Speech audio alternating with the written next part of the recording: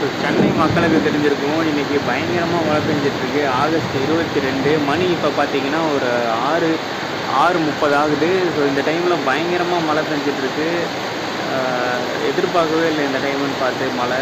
So பயங்கரமான மழையாக இருக்குது இதுன்னு பார்த்து. ஸோ நீங்கள் இருக்க ஏரியாவிலையும் மழை எந்த அளவுக்கு இருக்குது, மழை வந்துச்சா அப்படிங்கிறத கமெண்ட்டில் சொல்லுங்கள்.